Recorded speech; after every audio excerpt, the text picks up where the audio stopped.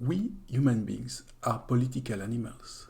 That means that we cannot help to have an opinion on the way societies operate. At the very heart of the difference of opinion is the civic imagination, the basic way we conceive the problem and the solution that every citizen should give to the society. The third line of the major arcana offers us 7 types of civic imagination that will condition the way we conceive society.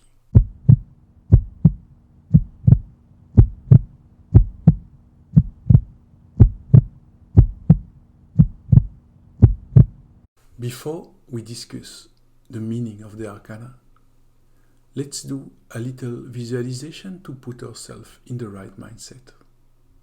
Before that, you will need to spread the last line of the major arcana in a line in front of you, starting by the devil and finishing by the world.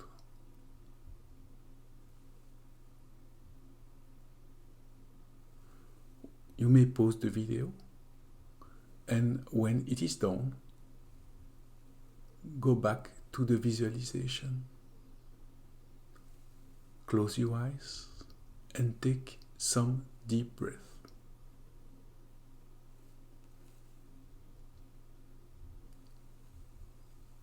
Now, try to imagine the world around you, maybe through the last news you have read or seen,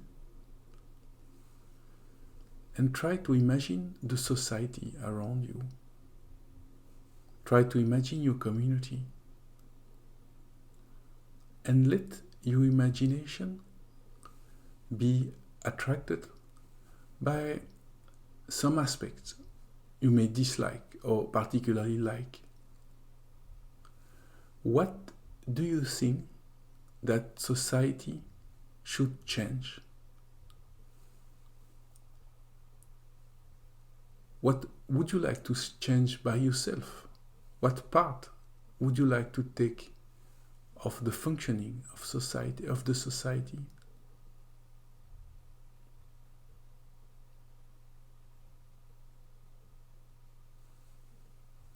You may pause the video and take some time to think and elaborate about it, because it is a very serious matter, and the answer may require some reflection. But when it's done, when you have some idea of what you want to change about the world, you may open your eyes and start browsing the 7 arcana that represent the 7 types of civic imagination. To this point, you may know nothing about them, but let your imagination get impressed and try to find the one that is the most striking, that represents the most the thing you want to change about society. That arcana may represent the fundamental force that conditions your upper soul or civic imagination. Our civic imagination is the part of our consciousness that keeps getting interested by what's going on in the society around us. So when we say a political animal, the word political is probably too narrow, because we mean also all those different aspects of the social fabric that we call the social, the economic, the artistic, the scientific, the religious, and the legal facets of life. And for most people, the civic imagination will just condition the opinion they are having about the world, and maybe their intellectual interests and the type of newspaper they will read, if any. But for a minority of persons, the civic imagination will be strong enough for them to take an active part in their role as a citizen and to get involved in one of the 7 domains. And the third line of Tarot describes the 7 fundamental types of civic imagination that will condition the way we see the problems of society and the way we want to give a solution to them. But the civic imagination is not only a good thing. In some circumstances, it can turn into a monstrosity, into a very distorted way to approach society, which will create a lot of social trouble because it could be highly contagious to have a distorted vision on our role towards the society. Meet the devil. The devil is a hybrid creature, half human, half animal, half male, half female, half worrying, half reassuring. The devil is holding under his control 2 little demons, one male and the other female. And obviously, the devil is that figure in the Christianity, that rebel angel that took up the role of the antagonist of God, but with God's permission, obviously. The devil represents that fundamental civic instincts of domination, putting people under one's control, is part of what organizes society. So when the arcana gets active in our civic life and properly oriented, it can turn us into genuine rebels, whistleblowers who will be there to denounce the abuse of power, and most of all the hidden powers that keep people under control.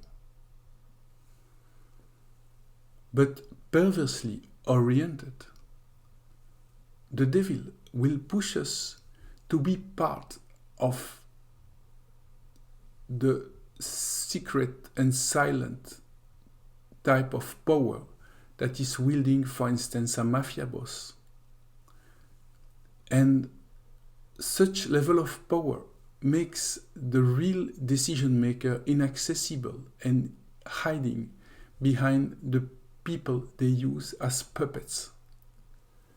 The devil can create hatred into people's hearts, and that's what we mean by demonizing. The tower. In French, the tower is called La Maison Dieu, literally the God house. We can see a tower that is struck by a lightning and that expels 2 characters that are flying in the air. Is it a reference to the biblical story of the Tower of Babel? Is it a reference to the Hôtel Dieu, which was hospitals created for the needy in the Middle Age? Nothing is sure.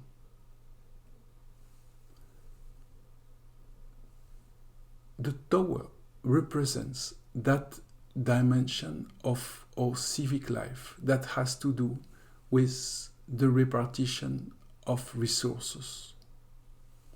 No modern society is worth its title if it doesn't provide some education, some access to healthcare, maybe social benefits. All what we call nowadays the social is concentrated into that arcana. If the tower awakens and conditions our consciousness in a very steady manner, it will orient us toward the practice of solidarity, to take our part in the society, to ensure that the resources are correctly distributed among people, and most of all, those who have been excluded by the system will access to a minimal of it. But perversely oriented, the tower turned into greed, that fundamental instinct to monopolize any resources for ourselves or for our clan. Meet the star. You can see one main star surrounded by 7 minor ones. At the bottom, a naked lady is letting flow 2 jugs into what seems to be a lake.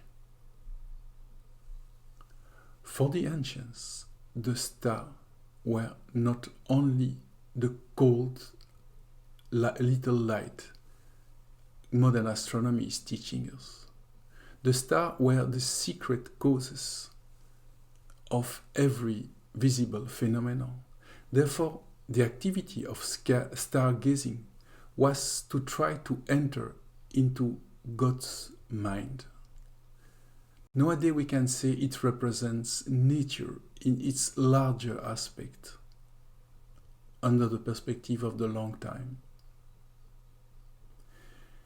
When that arcana starts to get active in our life, it can bestow us the power of philosophy, that capacity to enter into a very deep reasoning about the force that organized the world, and to see it with the perspective of the long time.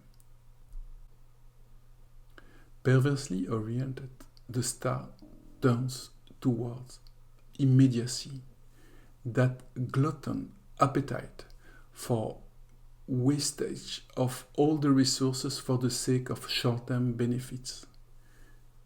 And we know how destructive it is for the social and economic fabric.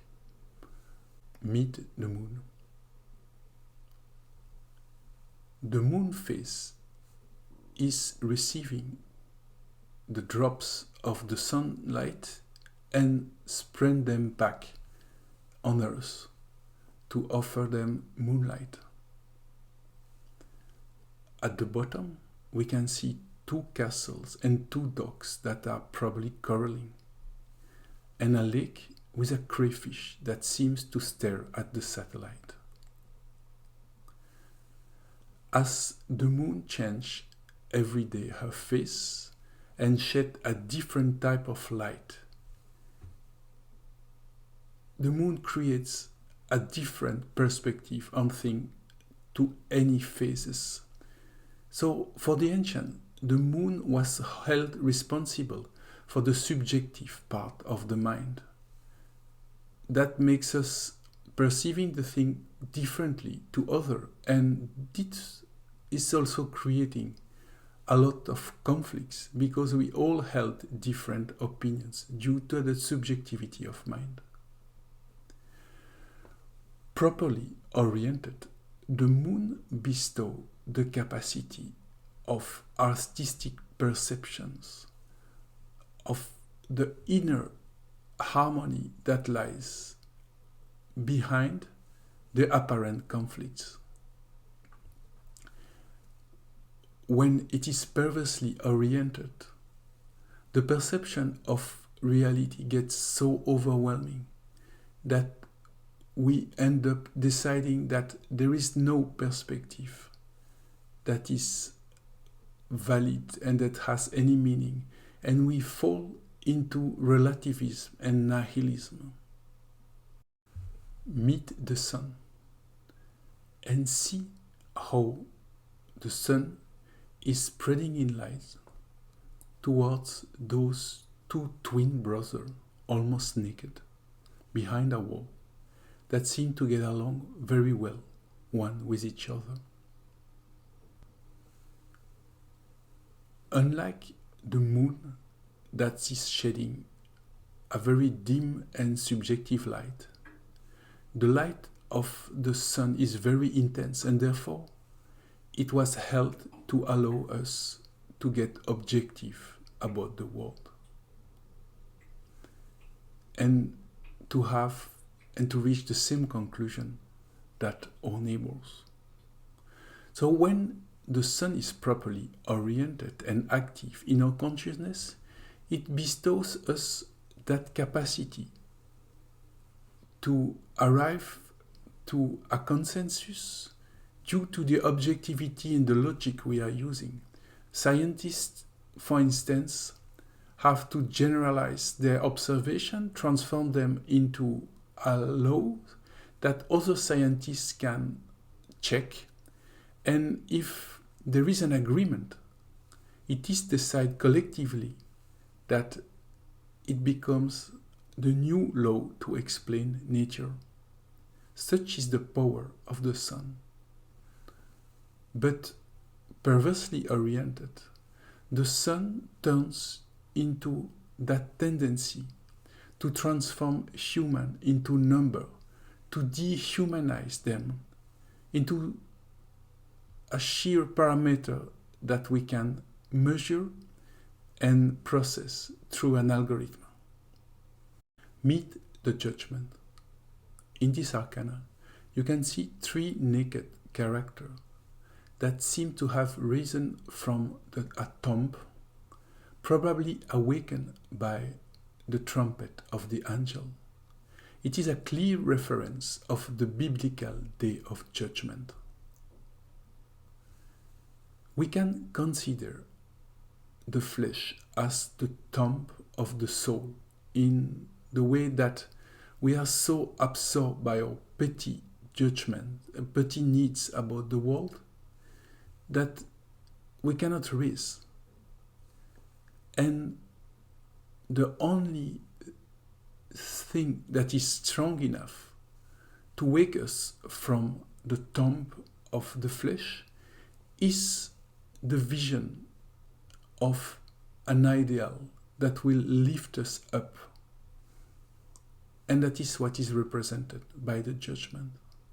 So when the judgment is positively oriented and active in our life, it will bestow us the power of idealism, the capacity to find some higher purpose that will raise our entire community.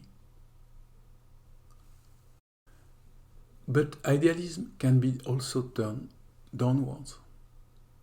And in this situation, it will drive us to roll in the mud and to engage into any form of dissolving any taboos, transgressing for the sake of transgressing, lustful instincts, or even worse, to the disgusting and the most bestial instincts we can imagine. Meet the world. At the center, you can see a naked dancing lady, surrounded by a crown of laurel. At the corner, the four creatures, the angel, the lion, the eagle, and the ox. These four creatures are part of a vision of the apocalypse that surround the Christ, but obviously, instead of the Christ, we have that dancing lady that may be another figure of the apocalypse, called the great prostitute, who represents all the vices that seduce the powerful one. The wall depicts a social reality that has nothing to do with the geographical world we describe in a map. It is the world as the upper society and more extensively the social organization in general. When the world is properly active and oriented, it bestows the capacity to create rituals, to create social events that will have a lot of meaning for the entire community. But when pervertly oriented, the world bestows that capacity to abuse and misuse the rituals and to use them to abuse people and reduce their rights and humiliate them. We have now covered the 7 arcana that represent the civic imagination. Is one of them particularly striking to you or repulsive?